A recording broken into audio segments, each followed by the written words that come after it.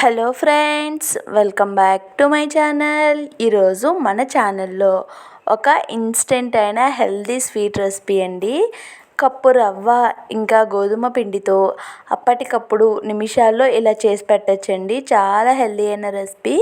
పిల్లలకి ఇప్పుడు స్కూల్స్ అయితే స్టార్ట్ అవుతున్నాయి కదండి. స్నాక్స్ బాక్స్లో ఇవి ఒక 2 నుంచి 3 వేసిస్తే పిల్లలు ఇష్టంగా తినేసి ఖాళీగా బాక్స్ తీసుకొస్తారు. అంత బాగుంటాయండి. టేస్ట్ అయితే ఒకసారి ఖచ్చితంగా ట్రై చేయండి.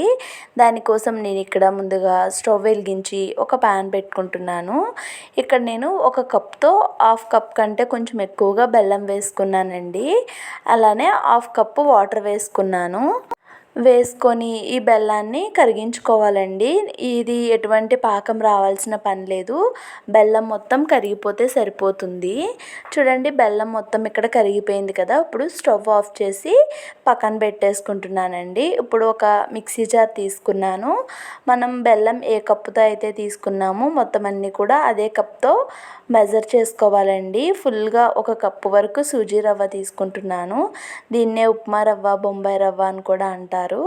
ఒక 3 యాలకులు వేసుకొని మూత పెట్టి మీకు వీలైనంత మెత్తగా దీన్ని మిక్సీ చేసుకోవాలండి.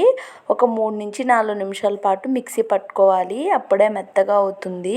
ఇప్పుడు దీన్ని ఒక బౌల్లోకి ట్రాన్స్ఫర్ చేసేసుకున్నాను. మనం ఏ కప్పుతో అయితే రవ్వ బెల్లం తీసుకున్నామో అదే కప్తో హాఫ్ కప్ వరకు గోధుమ పిండి వేసుకున్నానండి. వేసుకొని ఈ రవ్వ గోధుమ పిండి కలిసే విధంగా కలిపేసుకుంటున్నాను. చూడండి, ఇక్కడ మొత్తం కలిసిపోయాయి కదా. మనం ముందుగా కరిగించుకొని పక్కన పెట్టుకున్న బెల్లంని ఇలా స్ట్రైనర్లో ఒకసారి వడకెట్టుకోవాలండి. బెల్లంలో ఏవైనా నలకలు, ఇసుక ఉంటే స్ట్రైనర్లోకి అయితే వచ్చేస్తాయి. చూడండి ఎన్ని రాళ్ళు అయితే ఉన్నాయో. కాబట్టి ఖచ్చితంగా స్ట్రైన్ చేసుకొని యూస్ చేయండి. ఇప్పుడు ఈ రవ్వ ఇంకా గోధుమ పిండి బెల్లం వాటర్ కలిసేలాగా కలిపేసుకోండి. కలుపుకుంటే కన్సిస్టెన్సీ చూడండి చాలా గట్టిగా ఉంది కదా. ఇప్పుడు దీంట్లోకి కాచి చల్లార్చిన పాలని హాఫ్ కప్ కంటే కొంచెం ఎక్కువ పాలు తీసుకున్నానండి. వీటిని కలుపుకోవాలి. పాలు అయితే పచ్చివి వేసుకుంటే ఇవి ఒక రోజు కంటే ఎక్కువ నిల్వ ఉండవండి. అదే మనం కాచి చల్లార్చిన పాలను వేసుకుంటే 4 నుంచి 5 రోజులైతే ఇవి నిల్వ ఉంటాయన్నమాట. చాలా బాగుంటాయి. దీంట్లోకి ఇప్పుడు నేను కొంచెం నువ్వులు వేసుకున్నానండి. పచ్చి నువ్వులే వేసుకుంటున్నాను.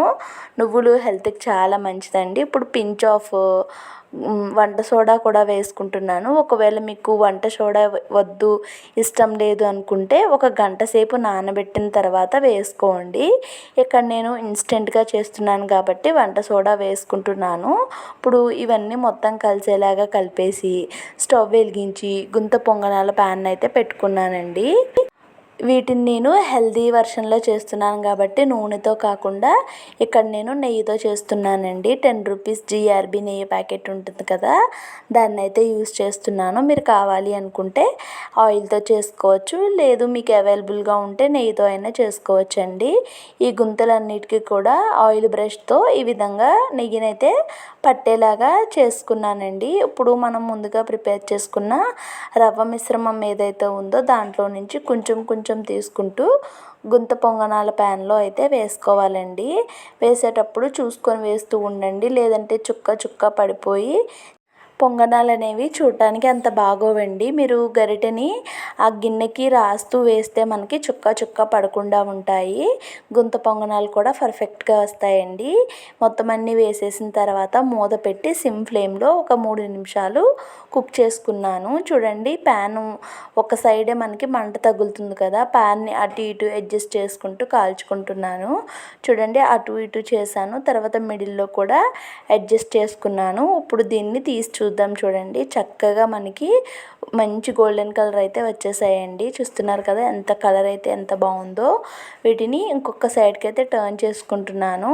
టర్న్ చేసుకోవడం కూడా చాలా సింపుల్ అండి. టర్న్ అవుతుందా లేదా అనే భయం లేకుండా ఈజీగా టర్న్ అయిపోతాయి. ఇప్పుడు మంచి గోల్డెన్ కలర్ వచ్చిన తర్వాత వీటిని పక్కకైతే తీసేసుకుంటున్నానండి. చూసారు కదా ఎంత బాగున్నాయో. తక్కువ నెయ్యితో హెల్తీగా చేసేసుకున్నాము. ఇప్పుడు మిగతా వాటిని కూడా ఇదే ప్రాసెస్లో నేను గుత్త పొంగనాలు అయితే ప్రిపేర్ చేసుకుంటున్నానండి. ఇక్కడ నేను స్లోగా పెట్టాను, వీడియో లెంతీ అయిపోతుందని చెప్పి. వీటిని కూడా సేమ్ ప్రాసెస్లో మంచి కలర్ వచ్చే వరకు రెండు సైడ్స్ కూడా ఫ్రై చేసుకొని తీసేసుకున్నానండి. చాలా బాగుంటాయి, హెల్తీగా చేసుకోవచ్చు, 4 నుంచి 5 రోజులు నిల్వ ఉంటాయి. పిల్లలకి స్కూల్స్ అయితే స్టార్ట్ అవుతున్నాయి కదండి, స్నాక్స్ బాక్స్లో ఇలా హెల్తీగా ఉండే స్నాక్స్ పెడితే వాళ్ళు ఇష్టంగా తింటారు, హెల్త్కి కూడా చాలా మంచిదండి. ఒకసారి డెఫినెట్గా మీరు ఈ రెసిపీని అయితే ట్రై చేయండి. ట్రై చేసిన తర్వాత మీకు ఎలా కుదిరిందో కామెంట్ సెక్షన్లో షేర్ చేసుకోండి. వీడియో నచ్చితే లైక్ చేసి ఛానల్ని సబ్స్క్రైబ్